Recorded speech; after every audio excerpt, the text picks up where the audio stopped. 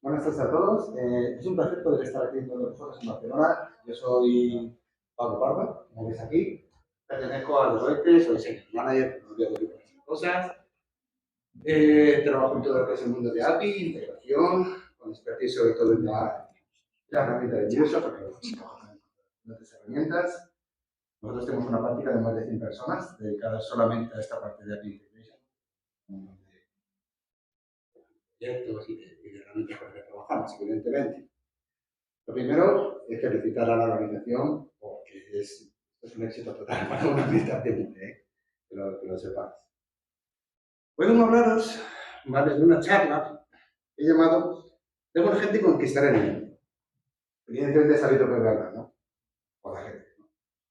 Pero no exactamente, ¿vale? Yo no os voy a poner con qué es una gente y demás, es un tema de guía y demás. Importante.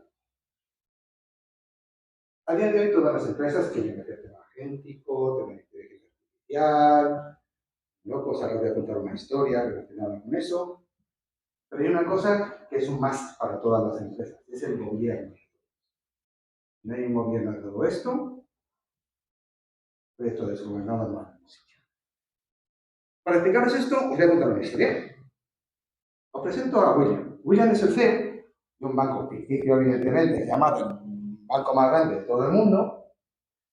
William pues está puesto al día de todo lo que es inteligencia artificial, los casos de uso que tiene, totalmente da muchas ponencias, conferencias, está completamente seguro de que tiene que invertir el dinero de la empresa en temas de inteligencia artificial para poder seguir al ritmo simplemente de lo que es el negocio y el mundo, ¿no?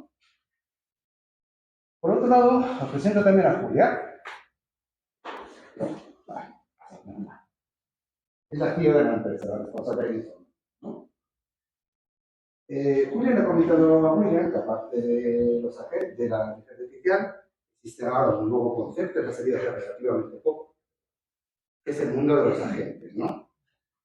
Los agentes es una aplicación de la inteligencia artificial generativa que sirve para que las personas puedan tener herramientas a su disposición para ser más eficientes en sus tareas, independientemente de lo que hagan. Yo hago desarrollo de software pues para desarrollo de software o para análisis de datos, para muchas cosas, ¿vale?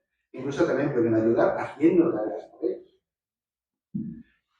Y claro, pues William, que se tenga que apuntar a no, ¿vale? Esto le encanta, ¿no? Esto va muy alineado con la visión que tengo yo de cuál va a ser el uso de la inteligencia artificial. Pues, ¿qué hace William? Lo que han hecho otros muchos más CEOs de este país y de todo el mundo.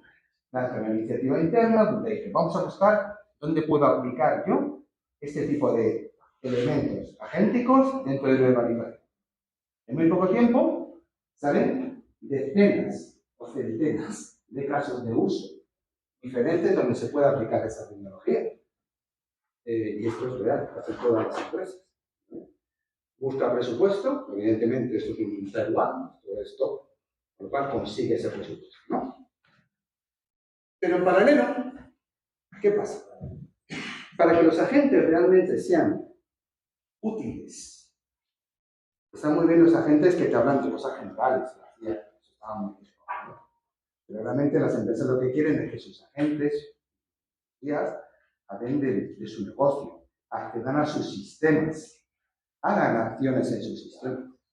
Pues, ¿qué preocupación tiene Julia? Pues es que los sistemas que tengo yo, pues claro, pues ¿qué pasa? Que soy un banco a nivel mundial, tengo decenas de sucursales, decenas de sistemas. Tengo sistemas en cloud, tengo sistemas on-premise, tengo un montón de temas regulatorios, soy un banco. Luego me pasa una cosa, no tengo un catálogo de todos los servicios que tengo miles de servicios web en mi empresa. No tengo un catálogo correcto de todas las funcionalidades que tiene mi empresa. Aparte, la herramienta de integración que tengo, que funciona muy bien, no digo que no, pues ya tiene su tiempo, ¿no? Y no me permite, por ejemplo, no tengo una estrategia de apificación como tal. aparte de las regulatorias PSD2 y demás, que eso obliga a todos los negocios a tener, pero no tengo más. Y luego encima, junto con los agentes, me vienen tecnologías nuevas también, como los servidores MCP y las integraciones en y la tecnología que tengo yo ahora mismo disponible no me permite exponer todo esto. Pero bueno, pero es que no es solo eso. Porque esto es una problemática, pero esto no para los negocios. Los negocios son unos leones y tienen sus agentes y los tienen ya. No van a esperar a que tú tengas tus integraciones estupendas y maravillosas desarrolladas. ¿Qué es lo que pasa? Pues que en muy poco tiempo se lanzan los proyectos y en meses resulta que tienes un popurrí de agentes diseminados por toda tu organización en tecnologías diferentes y que no están bajo el control de IT. No es porque IT no quiera, es porque literalmente no puede y no tiene las herramientas necesarias para controlar.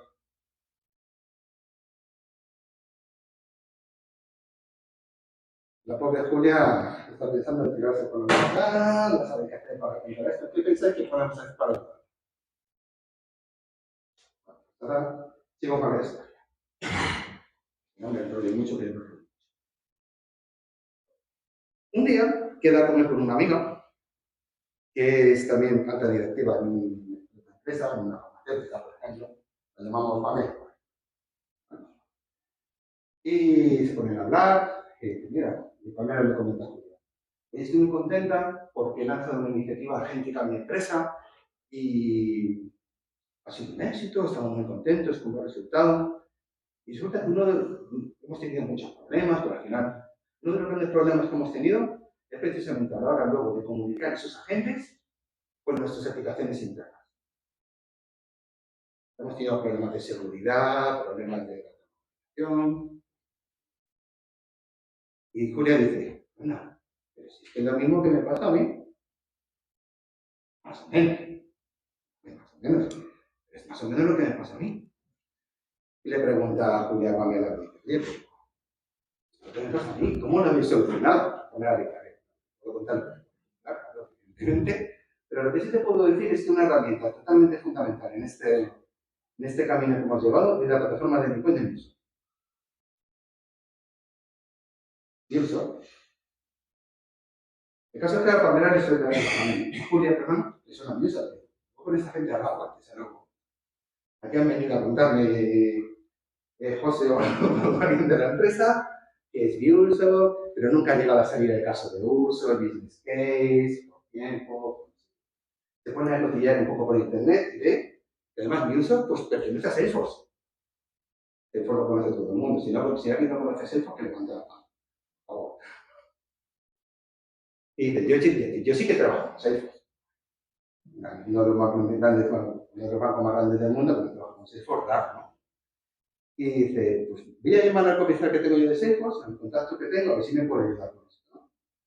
Y el día siguiente, pues coge y pega un telefonazo a Kevin, su comercial de Salesforce, y le comenta pues, la problemática que tiene. Dice, tengo este problema, me han empezado a salir agentes como setas, me están reproduciendo como los enanos, como se dice, y necesito poner control a esto. Y ella le dice que muchas gracias. Lo primero, comentarle su problemática. Estamos encantados de ayudarte, por supuesto. Y te voy a poner en contacto con nuestros comerciales y con nuestras ventas para ayudarte en esta solución. Y también te voy a poner en contacto con Gerardo, permitirme que tire para casa, ¿vale? Que son expertos en nuestra plataforma, que ya han implementado este tipo de soluciones en otros clientes y te van a poner. Julia dice, encantadísimo, ningún problema. El día siguiente, unos días, pues Julia habla con Pablo. Me dice, ¿por qué he puesto esta foto? Digo, una foto que se parezca a mí, que sea por las canas, ¿sabes? Y yo creo parecer más joven que de la foto, ¿no? No sé, ¿cómo me decís vosotros? Y claro, Pablo habla con Julia, escucha su problemática. Julia, encantado de poder ayudarte con esto. Esta problemática ya nos ha surgido con otros clientes y vamos a intentar ayudar. Y además, Microsoft recientemente ha lanzado un producto que se llama Microsoft Iron Fabric, que te voy a hablar ahora, que es precisamente parte de lo que tú necesitas, pero una gran parte de lo que tú necesitas. Y le explica lo que es, y claro, pues lo voy a explicar a vosotros. Brevemente. ¿Qué es Iron Fabric? Es una solución precisamente para poder poner ese gobierno a todo ese poco de agentes que está creciendo en todas, y recalco lo de todas, y en mayúscula las organizaciones. Basado en 4 pilares: descubrimiento, catalogización, orquestación, gobierno y observabilidad. Y también, por supuesto, el tema del MCP. Muy importante. La primera pata, ¿no? El tema de descubrimiento. ¿Y si pudiéramos tener un catálogo unificado, donde yo pueda tener bien catalogados todos los agentes de mi empresa y saber para lo que sirven y cómo hay que utilizarlos y la seguridad que tienen y qué es lo que pueden hacer, cómo tengo que hacer? Pues para eso sirve es la Registry. Y no es otra cosa que un módulo dentro de Shell. Para los que no estén dentro del universo de Microsoft, imagino que se bastante, Shell es uno de los módulos de la plataforma de Anypoint, es el catálogo interno. Ahí están de una organización todas sus APIs, cualquier elemento reutilizable, ejemplos, plantillas, conectores y ahora también los agentes. ¿Con esto qué hacemos? Convertimos los agentes en lo que hemos llamado siempre building block, la pieza de Lego, para poder construir cosas más grandes. Lo convertimos en un elemento reutilizable. Un poquito más allá, orquestar. Los agentes normalmente que se están haciendo ahora están evolucionando a ser agentes especializados. Es decir, yo tengo normalmente agentes que saben de una cosa en concreto. Ya no se hacen agentes que sepan de todo. Y luego lo que se hace, lo que se está tendiendo a hacer es orquestar esos agentes. También, yo tengo un agente que lo que hace es preguntar a agentes especializados. Si vais a los agentes que me van haciendo aplicar en el tema de códigos, y no mucho de es así como lo hacen, parten las tareitas y se lo van pasando a agentes especializados. Pues el concepto es el mismo. Mediante la herramienta de MuleSoft puedo desplegar agentes que sean orquestación de otros agentes. Se desarrolla mediante el líder de MuleSoft, que es el Code Builder, se llama, basado en Visual Studio Code, es un módulo de plugin de Visual Studio Code, y de una manera muy sencilla, pudiendo importar esos elementos que yo tengo en Exchange, en ese catálogo, lo puedo hacer. Con otras herramientas esto cuesta la misma. Y de desarrollo. Parte de gobierno. Yo quiero poder definir la seguridad de mis agentes. Es que, ¿quién puede definir? ¿Quién puede llamar o utilizar en mis agentes y quién no? La información que llega a mis agentes. Puedo ponerle rate limiting, de tal manera que una persona en concreto no puede hacer más de N llamadas o de N preguntas a mis agentes. Políticas de condecoration, donde añado información, control de spike, control de picos, para evitar que se me caiga mi infraestructura que tengo detrás. Esto se hace utilizando los gateways que tienen MuleSoft, tanto en modo ingress, como egress. Y por último, la parte de observabilidad, ¿no? Yo también quiero saber mis agentes, cuando tengo, y cómo interactúan entre ellos. Con esta herramienta, ya que en Visualizer se basa, es muy similar a Visualizer de las APIs, donde podemos ver todas las APIs que tenemos en nuestra arquitectura y cómo interactúan entre ellas. Lo mismo con los agentes. En mi arquitectura agéntica, yo puedo ver todos los agentes que tengo, puedo ver parámetros técnicos, evidentemente, pero puedo ver cómo interactúan entre ellos en tiempo real. ¿No pensáis que esto es útil? Pues Julia sí. Julia me encanta. Vale, esto, no sé si será la solución de todos mis males, pero de algunos es. encantado. Y bueno, pues con sus procedimientos, por supuesto, sacan el proyecto. ¿Qué hacen? Pues ponen a todas las herramientas funcionar juntas, tanto la herramienta como tal, como las diferentes áreas de negocio y a partir de aquí, y juntos realizan la implementación de ello. Pasados unos días, meses, semanas, según corresponda, se vuelve a juntar con la dirección, con William y la dirección de la empresa, hacen un recap de cómo estaban al principio. Nada. ¿Cómo estaban en el medio? Agentes dispersos. ¿Cómo estamos al final? Agentes colocaditos y gobernados. ¿Cómo podemos definir eso? Como un completo éxito.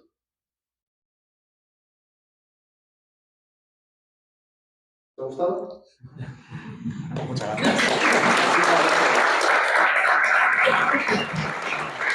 Bueno, pues voy a hablar un poco de Native Federation, que básicamente muy enfocado a temas de agilidad, desarrollo web. Al final, un poco lo que viene a ser lo que voy a explicar es un poco de arquitectura, después un poco de propiamente qué aporta de valor esta solución y después hablaremos un tema también de propiamente el inconveniente, ¿vale? Y propiamente también cómo mitigar ese problema del inconveniente. Y me dejas un momento.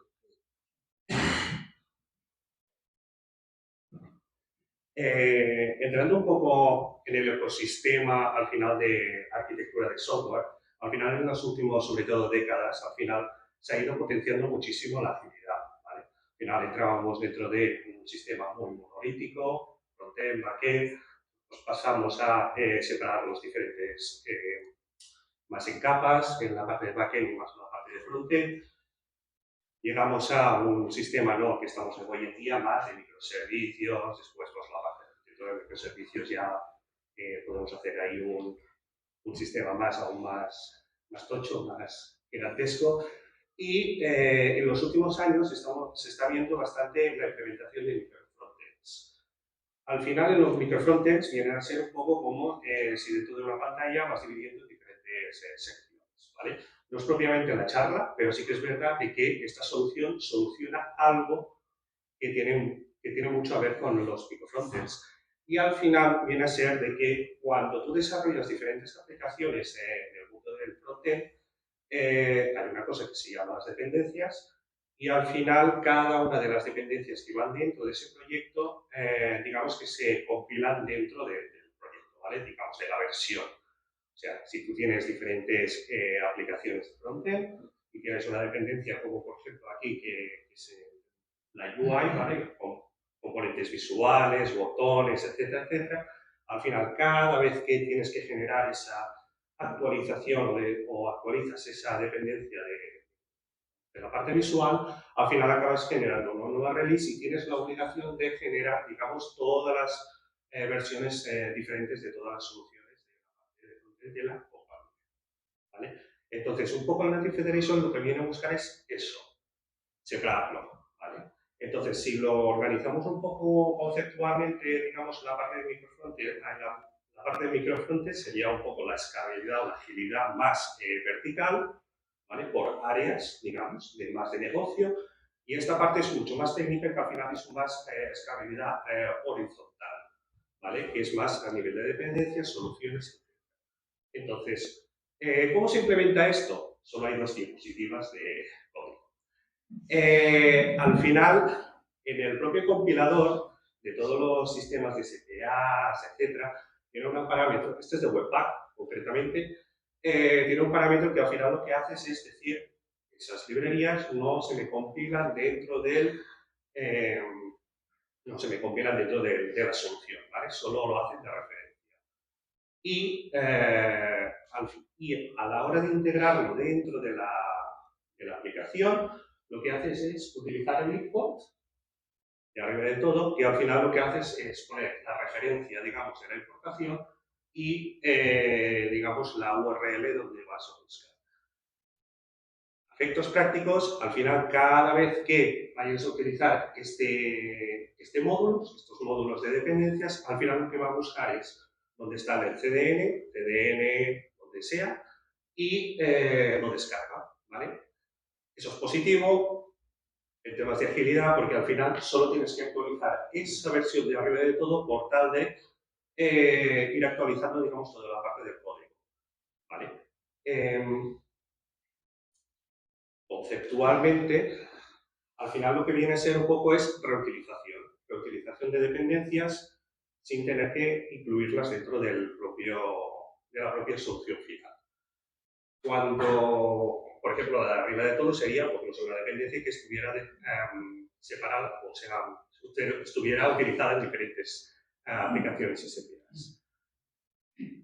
En el mundo un poco, sí, en el mundo de compilación al final hay dos formas, uno es el Native Federation y la otra es el Module Federation. El Module Federation es lo que viene por defecto en el 99,9% de todas las aplicaciones, que es embeber dentro digamos, las dependencias, ¿vale? A la hora de generar el PIB.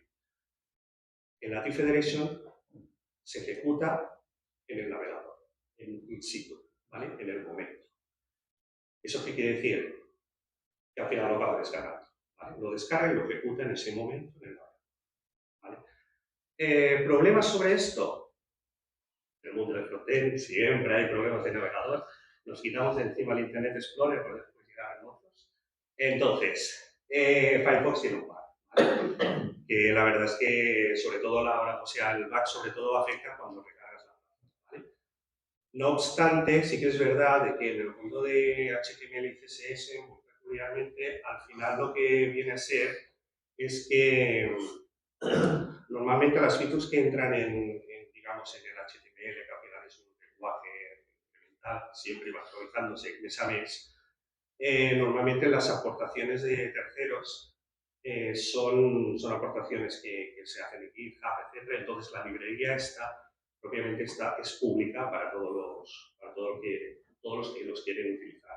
Se llama System.js. ¿Vale? Hace exactamente lo mismo, pero sin el.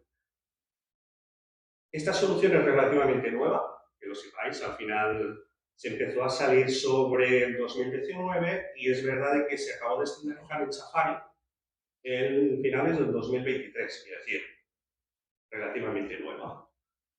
Ejemplo de uso, caso de valor. Tenemos una aplicación, da igual si es al final una aplicación que corra en un navegador. En el caso que yo pongo, a lo mejor da un poco más de valor porque al final es una aplicación que corre dentro de un WebView de una aplicación nativa, ¿vale? Tenemos un gráfico, tenemos la dependencia que apunta diferente al gráfico. Y mañana dices, pues este gráfico quiero actualizarlo, ¿no? Pues lo actualizas. Actualizas la dependencia. Como esa dependencia realmente tú lo que estás utilizando es una página web, tú no tienes la obligación de actualizar la aplicación. Es in situ, es en el momento. ¿Vale? Si tú luego estás utilizando una aplicación móvil, React y Android, iOS, etc., y dentro estás buscando una página web, no tienes que compilar otra vez la aplicación móvil, sino simplemente lo que tienes que actualizar es la dependencia. ¿Vale? No tienes que hacer un desplegamiento, no tienes que pedir al usuario que se actualice la aplicación, etcétera, etcétera, etcétera. ¿Vale? Naturalmente, las páginas web de navegador se entiende que. Entonces, ¿qué aporta esto a nivel de la compañía? En el equipo más de negocio, que a lo mejor interesa más, es desarrollar, implementar y mantener las funcionalidades. Al final incrementa mucho el time to market, sobre todo la agilidad de desplegar nuevas funcionalidades. Y es precisamente eso, no tener que desplegar nuevas versiones de nuevas aplicaciones. En el equipo de desarrollo es más autonomía, mayor agilidad, despliegues y mantenimiento. Y en el equipo de arquitectura, que a lo mejor entramos más a arquitectura, mantenimiento, tipo cross, depende de cómo quieras hablar, tema de mantenimiento de agilidad de librerías críticas, unificación de despliegues, etc. Por ejemplo, React. Al final React siempre actualiza o siempre va haciendo mini parches, ¿no? Para actualización por temas de XSS, vulnerabilidades, etc. Si las externalizas, al final siempre vas a tener la última versión, porque al final es una librería. Angular cuesta más. Problemáticas. Ahí viene la problemática. Al final es algo que tú te descargas, ¿vale? es algo de que el navegador se descarga. Temas de versionado. Yo en todo momento siempre pongo 1.0, 2.0, etcétera, etcétera, ¿vale? Al final es un versionado único, que al principio debería ser inmutable. Entonces, es bastante importante este tema. No se puede poner npm tags ni nada de eso, porque al final el navegador lo que hace es una petición para traducir ese npm tags, ¿vale? Para una versión. Al final, en dispositivos móviles, sobre todo, donde la conexión del ISP, sobre todo con Movistar, etcétera, es más lenta que la fibra óptica, puede llegar a generar un malestar, digamos, o una sensación de lentitud, sobre todo a nivel del usuario que lo vaya a utilizar. Existen técnicas, naturalmente, pero bueno. Y aparte de eso, sobre todo, trabajar con el tema de la caché del navegador, ¿vale? Trabajar hago mucho hincapié sobre todo en esto en las charlas, porque al final es la primera vez que tú te lo descargas, se va a descargar la dependencia, se va a tener que comer el tiempo, sí o sí, pero las próximas veces, como es inmutable y está puesto en versión, no te la vas a tener que volver a descargar. Hay un timing, al final del navegador, estamos hablando sobre unos 10 milisegundos. 10 milisegundos, que una página vaya a 10 milisegundos, vale, no será el problema. Otro problema, los web views. Los web views en navegador, en móvil, máximo puedes hacer entre 4 y 6 peticiones simultáneas en HTTP, ¿vale? Y eso va por dominio. Si compartís el mismo dominio como, digamos, de las dependencias, al final es un problema sobre todo porque si es el mismo dominio, por ejemplo, en las APIs de experiencia, de Packet for Frontends, etcétera, etcétera, al final son consumos, ¿vale? Y que no llegue a un momento de que supere esos 6 peticiones y te haga como ¿vale? De que no tengas que terminar una de las 6 peticiones precisamente para que continúe pues, ejecutándose, digamos, la aplicación. En navegador web de ordenador, como son entre 12 y 19, dependiendo de la versión del navegador, cuesta bastante más. Esto más.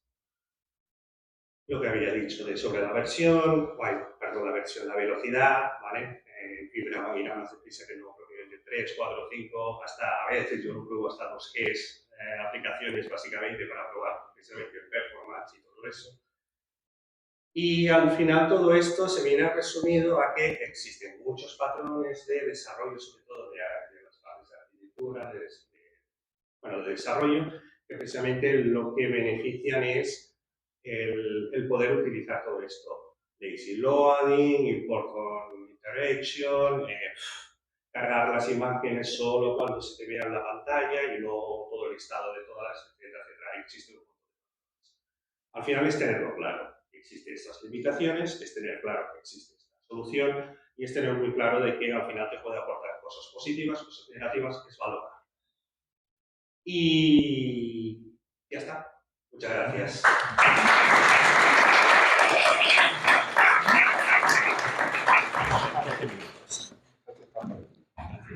Vale, pues muchas gracias, Jordi. Mi charla, mi nombre es Andrew Rivas, soy ingeniero principal de software en Ingram Micro y mi charla se llama Goza tu complejidad accidental. Es un título un poco raro, pero ya lo entenderéis, ¿no? Antes de comenzar, pues un poco de quién soy yo. Comencé a programar en el 2004 con una web en PHP para una iglesia y estaba estudiando electrónica en la universidad y acabé cambiándome de carrera. Estoy programando en Java desde el 2010 y en Nube en el 2016. Soy miembro de la asociación Barcelona Java User Group, que organizaba la conferencia JBCNCOM, quien no aquí, uno nada más. Esta conferencia luego se convirtió en la DFCN, de la cual soy colaborador, y también soy miembro de la Software Cluster y organizador de la conferencia que ha sido el mes pasado.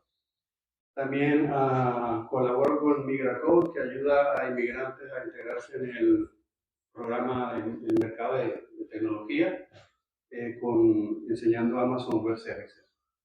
Y en mi tiempo libre, cuando me queda algo, me gusta leer libros de ingeniería de software, de sistemas sociotécnicos, de psicología, filosofía, camping, senderismo, juegos de mesa. Y el tema de la charla surgió justamente leyendo un libro de filosofía y psicología en medio de mis vacaciones de verano, reflexionando sobre un tema de un error en producción. Ajá. Y antes de entrar en materia, me gustaría preguntar cuántos de vosotros habéis tenido una situación en que tenéis que arreglar un problema o tenéis una tarea que parecía sencilla, pero luego cuando habéis entrado en materia, las herramientas para resolverlo lo hacían más difícil, ¿no? Vale, no estoy solo. En mi caso, había que resolver un problema en producción que involucraba lanzar un entorno de integración continua que desplegaba un entorno de Kubernetes, y en este entorno de Kubernetes había un pods, está escrito en Python. Aquí había que ejecutar un script que lanzaba unos logs en formato JSON, y este formato JSON, ¿ven?, había que meterlo en otro pod que está escrito en Java y lanzar un test que solo lanzaba un asset true. Y al final el problema lo resolvimos metiendo un asset true, un apaño. Y bueno, la gente estaba orgullosa de haber resuelto el error, que bueno, los héroes, los bomberos apagando el fuego. Y bueno, la gente incluso hasta aplaudiendo y todo. El tema es que luego esto genera una pregunta, ¿no? Hay que resolver la deuda técnica. Y el tema de la deuda técnica es que se ha convertido en un cajón desastre para justificar todo lo que está mal hecho en nuestro sistema. Y esto ha sufrido de lo que llamamos una discusión semántica, ¿no? El juego del teléfono, en que uno le dice al otro, el otro le dice al otro, y ya la cuarta, quinta persona, lo que había dicho el primero es totalmente lo contrario. Entonces, la deuda técnica, según Ward Cunningham, a ver si lo puedo leer, nace cuando hacemos un código provisional para entender acerca del dominio del negocio, esto que llamamos el MVP o el POC, para entender al cliente y avanzar en el desarrollo. Y en la medida en que vamos entendiendo a ese cliente, necesitamos refactorizar este código. Este MVP no nos sirve, hay que escalarlo, hay que evolucionarlo, hay que meterle buenas prácticas. Pero era un movimiento voluntario, era estratégico. Es algo que yo hacía de forma consciente para entender qué es lo que valía la pena entregar o lo que seguía mereciendo trabajar. Entonces, teniendo claro qué es la técnica, nos queda ahora lo que es la complejidad. Entonces, la complejidad accidental, habla de ello el señor Frederick Brooks, por allá por los 80, también tomando lo prestado de la filosofía de Platón, nos dice que hay dos tipos de complejidad. La primera es la complejidad esencial, las reglas del negocio. Si un programa necesita hacer 30 pasos para realizar un cálculo, necesita 30 pasos, no 29 ni 28. La complejidad esencial no se puede negociar. Y luego tenemos la complejidad accidental, que es todo aquello que construimos para montar nuestra solución. Microservicios, serverless, multi-cloud, API Gateway, Java, más Rust, más Python, más Kubernetes, más observabilidad y pare de contar. Safe, Scrum, Kanban, Extreme Programming. Todo esto es la complejidad humana que nosotros construimos alrededor de lo que es esencial. Y esta sí que se puede evitar, se puede reducir, se puede simplificar. Entonces, viene la pregunta: ¿por qué insistimos en perpetuar esta complejidad accidental? Y muchas veces pues decimos, pues, el cliente quiere más features, el CTO quiere más feature, el cambio de prioridades, cambio de budget. Y leyendo a el señor Slavoj Žižek, es un filósofo esloveno, hablando sobre Jacques Lacan, que es un psicoanalista francés. Ostras, Sí, es que se desconecta el Chromecast. allí. Sí, sí. Tú sigue hablando. Habla de un término que en psicoanálisis se conoce como el goce. Y el goce no es otra cosa que el extraño placer que sentimos de aquella cosa que nos da sufrimiento o que nos causa dolor. Como cuando tenemos una herida y nos rascamos, ¿no? O como aquella persona que sigue eligiendo el mismo tipo de pareja después de haber sufrido varias veces. Esto es el goce en términos psicoanalíticos. Es un tipo de dolor que soportamos porque nos da identidad y nos da sentido de vida. Y alrededor del goce, luego habla del síntoma, que es el mecanismo subconsciente que el individuo, y en este caso el equipo, desarrolla para organizar el goce. Y en este caso es la complejidad accidental. Yo lo he traspolado al área del software y lo veo diariamente en este caso de que nos quejamos, ¿no? De que la complejidad del sistema y este pipeline que dura 2 horas, alguien que atiende a la puerta, y cuando falla el sistema y somos capaces de resolverlo, segunda llamada, nos sentimos orgullosos, ¿no? Hay un cierto placer, ¿no? O sea, lo pude, la tercera vencida. Nos sentimos orgullosos y nos sentimos así como satisfechos, ¿no? Con esta sensación de plenitud, porque hemos sido capaces de apagar un fuego.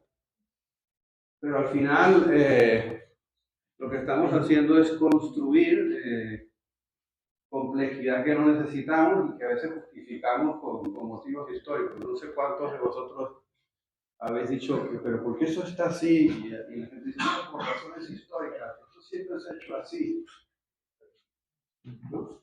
Complejidad accidental. Y entonces, pues promovemos una cultura de heroicidad en la cual apagamos fuegos, dependemos del héroe y nunca simplificamos para entregar valor.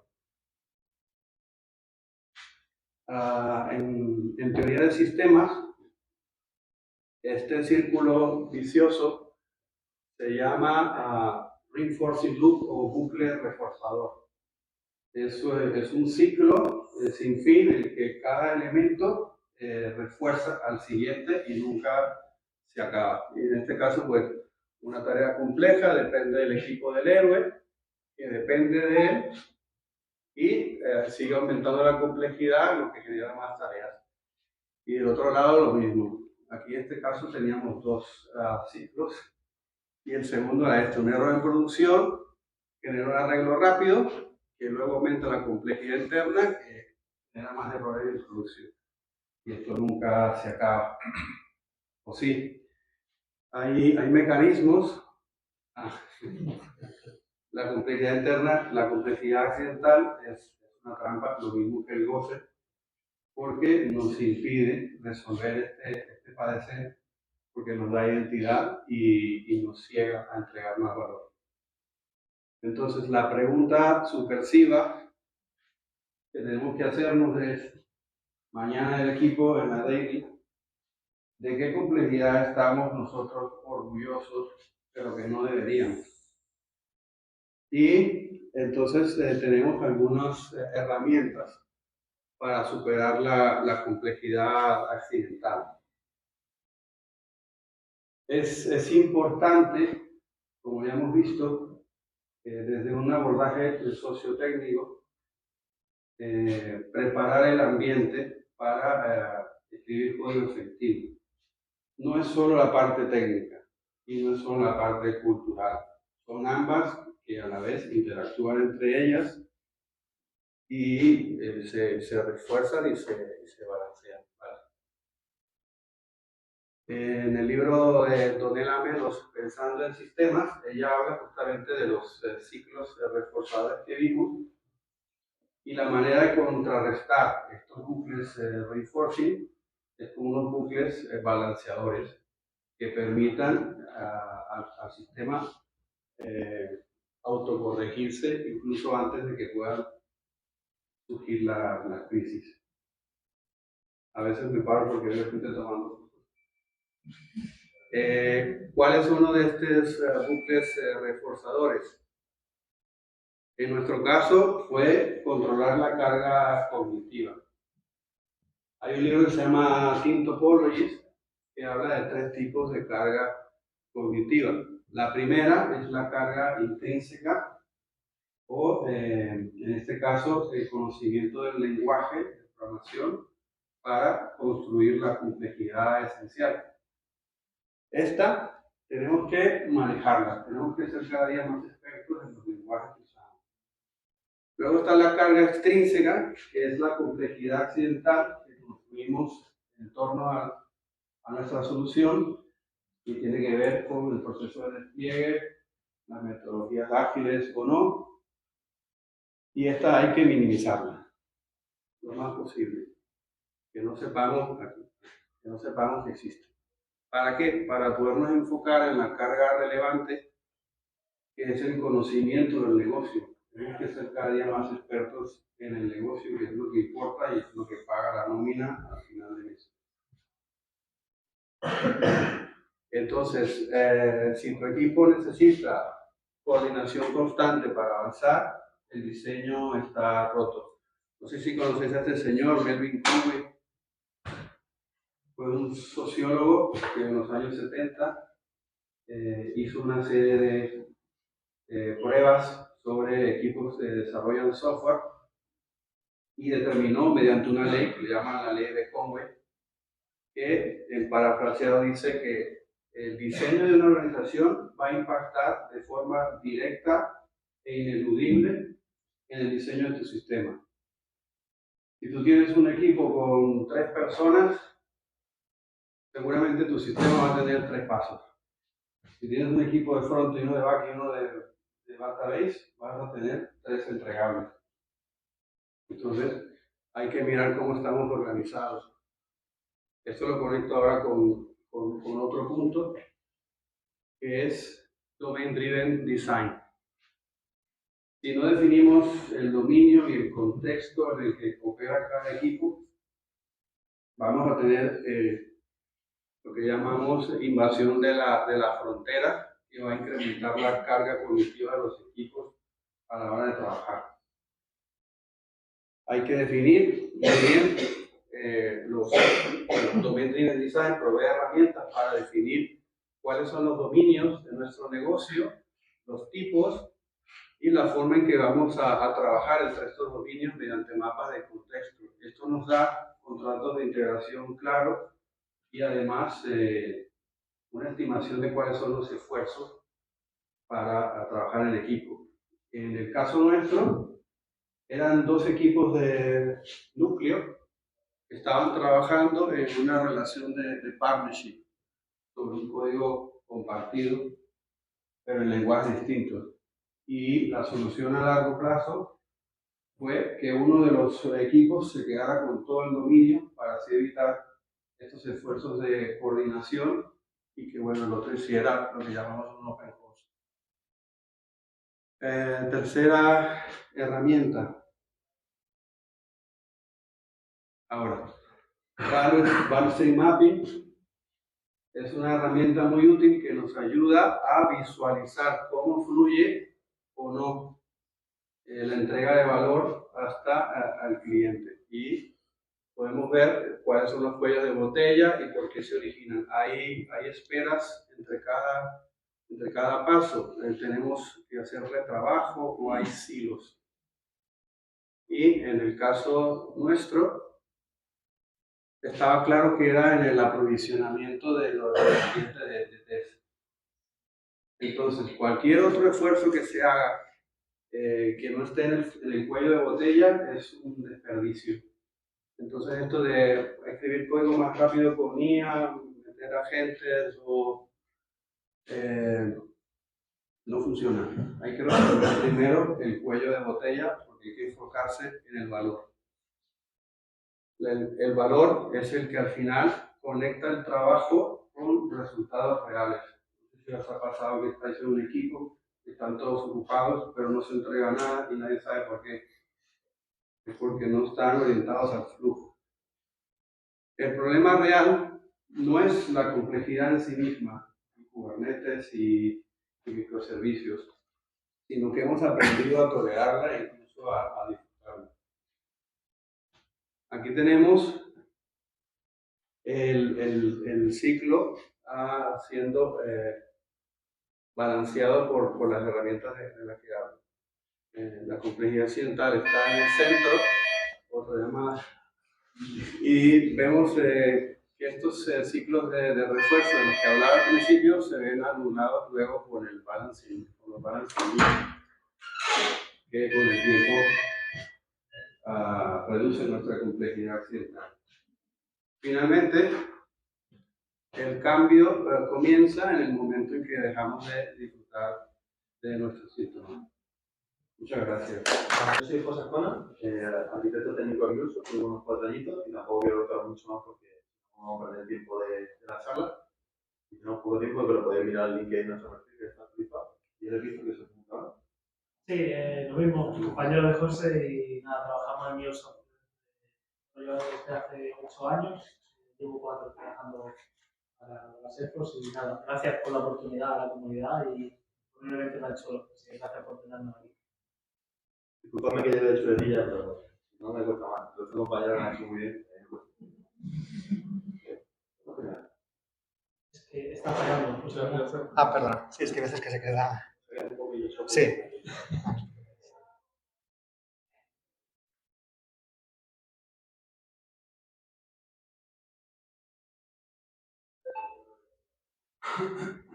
Bueno, ahora. Bueno, como veis el título, Capital Insight, pues el tema que vamos a tratar es fundamental para todas aquellas organizaciones que quieren tomar decisiones basadas en los datos. Vamos a hablar de esa base que en ocasiones no se ve, pero es la que hace que los datos sean fiables, escalables y valiosos. Paso. ha quedado bien. Si no pasamos desde ahí. Sí, no, sí, O si no, no, sí es el Chromecast. O voy hablando. Lleva todo el día trabajando. Sí, está cansado el Chromecast. Bueno, hoy en día todos coincidimos que los datos son un activo estratégico de toda organización. Están en el centro de toma de decisiones, o toma de decisiones y experiencia de usuario. Pero los datos por sí solos no aportan valor. Para que aporten valor deben ser procesados, contextualizados y extraer de ellos información oculta que es realmente la que impulsa el negocio. Y aquí es donde entra en juego la plataforma de Insights. Son herramientas diseñadas para obtener de los datos conocimiento útil para la toma de decisiones.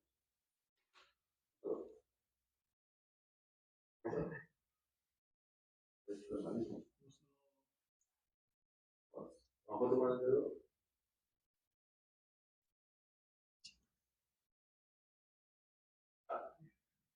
Pues las plataformas de Insights prometen transformar un mar de datos en conocimiento útil para la toma de decisiones.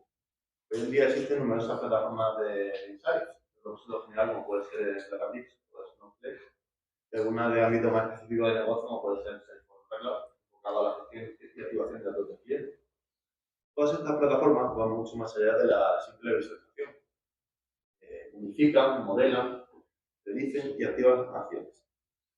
Podríamos decir que son el núcleo del conocimiento digital de muchas compañías. Y además le incorporan inteligencia artificial y lenguaje natural, lo que permite, sin tener conocimiento técnico, lanzar consultas complejas como qué cliente tiene más riesgo de irse o cuáles han sido las campañas más prometedoras de los últimos meses. Y para verlo un poco más claro, voy a poner un ejemplo. Supongamos que una empresa tiene una serie de actividad comercial con Salesforce Cloud. El equipo trabaja en cientos de cuentas, registrando oportunidades, llamadas, durante todo el proceso de venta. Y para mejorar la toma de decisiones, deciden activar Salesforce Cloud, su plataforma de Insights. Entonces se ponen a trabajar y sacan insights son información oculta, como pueden ser detectar todas aquellas oportunidades que tienen más prometedoras de cerrarse, o aquellas cuentas que si tienen seguimiento en los primeros 5 días, pues también se cometen más fácilmente. Como vemos, toda esta información se encuentra dentro del mismo ecosistema. Hablamos de oportunidades, hablamos de cuentas, interacciones, campañas, y es verdad que esto aporta mucho valor, pero tiene limitaciones. Porque el análisis es tan bueno como con los datos con los que se trabaja.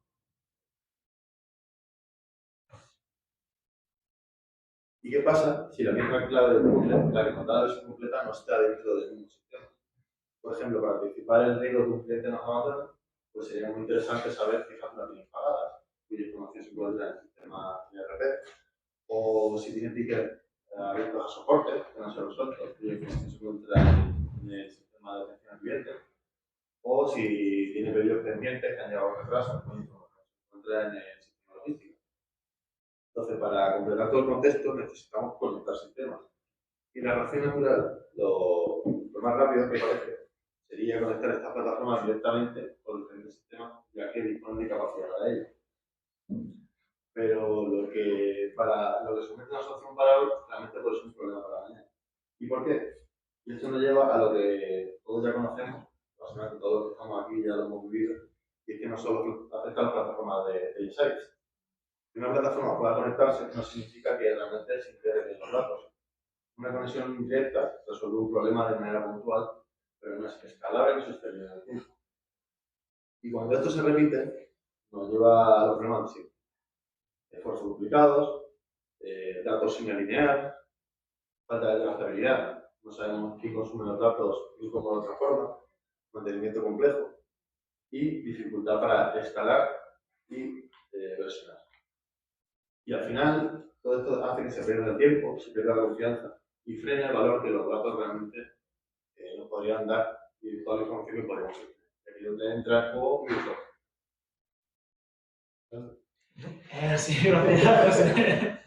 Pues nada, hablando mucho con lo que dice José, no es lo mismo conectar sistemas que integrarlos. Básicamente podemos tener o adquirir una plataforma de insights en la que busquemos ese dato que nos dé a nivel de negocio esa información que va a ser clave para nosotros o nuestro equipo, o de alguna forma hacerlo e integrarlo de una vez y que se pueda reutilizar de cara a futuro. Entonces, esto es algo que por norma general está separado de la plataforma de insights, son dos conceptos diferentes. ¿Por qué no la resuelve? Porque tú puedes tener las conexiones, como decíamos, pero ese dato al final se queda aislado.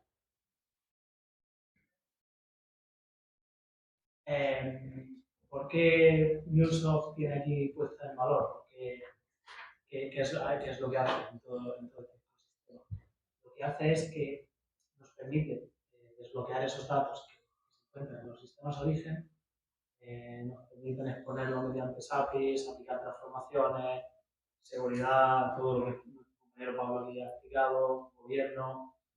No se limita solo a conectar sistemas, sino que lo habilita para que el dato llegue preparado, llegue seguro y llegue listo para ser consumido. Todo esto desde el punto de APIs hasta el día de hoy, hasta el día del año pasado. Se hablaba mucho de APIs, se hablaba mucho de integración. ¿Cuál es el siguiente paso? ¿Dónde estamos ahora? Ahora estamos en la época de los agentes, esos agentes que nos introducía Pablo. Y no estamos ya hablando solo de habilitar una plataforma de integración en la que nuestro equipo podría construir una integración y podríamos aplicar a futuro para otros casos de uso. Estamos hablando de que tenemos agentes que ya pueden colaborar entre ellos y pueden funcionar como servicio distribuido en los que pueden pasarse tareas para las que están especializados. La plataforma de MuleSoft a día de hoy da un poco tiempo, como decía también, pues da cabida de forma nativa a esta tecnología emergente.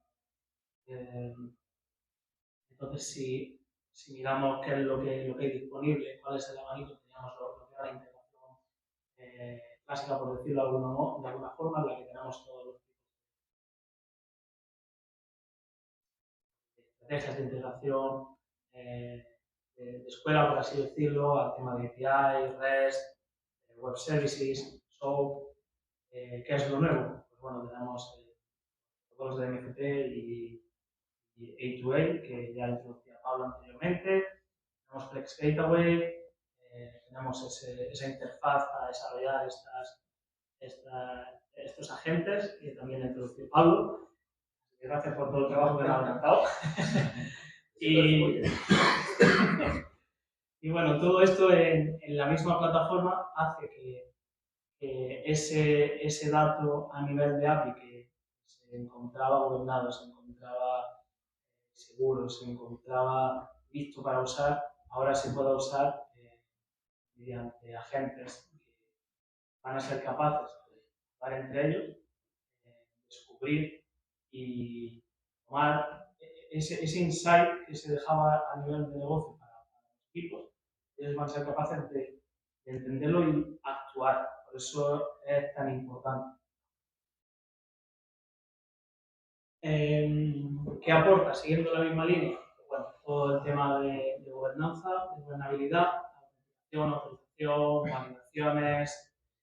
Antes hablaba de enriquecimiento de prompts, de descubrimiento de información sensible, controles de acceso, los protocolos estándares que hay a día de hoy se trabajan MCP y Agent to Agent, aplicación de esas políticas de API Manager, un punto muy importante que es la observabilidad y la trazabilidad de ese dato tan importante. O sea, ¿qué pasa desde que tenemos un request que viene de un cliente en nuestra página web? ¿A dónde ha llegado? Porque eso hablaba antes de Single Page Application, de los frontends. ¿Qué está pasando ahí? ¿Vale? Es muy importante saber cuál es la interacción de principio a fin. Y todo esto es lo que introduce una plataforma de integración, como decíamos, viene con APIs y a día de hoy con agentes. Entonces, volviendo al punto inicial, si tuviéramos que tomar una decisión de negocio y alguien diría, bueno, es que a mí todo esto de la integración no me importa, yo solo quiero conectarme a esa fuente de datos y acceder a esos datos. Entonces, la pregunta puede ser fácil desde el departamento de IT. ¿Qué elegimos? ¿Una plataforma de integración bien establecida o una plataforma de insights que al final es lo que nos interesa a nosotros desde el punto de vista de negocio, de dibujar los numeritos, los colores, etcétera? ¿Es suficiente? ¿Puedo elegir una o la otra? Yo creo que aquí la respuesta se sabe. Os quiero preguntar a la sala. ¿Qué creéis vosotros? ¿Quién cree que sí? Que con una de ellas es suficiente. Y por otro lado, ¿quién cree que necesitamos la otra? ¿O quién cree otra cosa distinta? También. Creo que depende. Días, presupuesto que tengan empresa. Vale. Pero Tener alcance. Muy buena respuesta. Pero en el mundo ideal, si tuvieras, como decía, si quisieras no solo conectar esos datos de una vez, sino ponerlos disponibles para que toda la gente pueda acceder a ellos de forma segura, que estén gobernados, etc. Vale. Bueno, la respuesta que nosotros damos es, o sea, muy buena respuesta, pero la nuestra, la que nosotros proponemos, es la puesta en valor conjunta de ambas. Las soluciones ambas. La solución es tener esa arquitectura de integración, ¿no? Con esos datos desbloqueados que permitan ser consumidos por una plataforma de insights. Al final tenemos que verlo como una plataforma de integración que puede construir las autovías o las autopistas. Pegan esos datos, te va a crear esos cimientos para que luego tú puedas construir tus casas como de la plataforma de insights y puedas acceder a esos datos que han desbloqueado. La propuesta es una propuesta en común de ambas y nada, así es como se pasa del API al insight. En verdad no puedo vivir No debería de vivir la una sin la otra. Y nada, eso es todo. Gracias.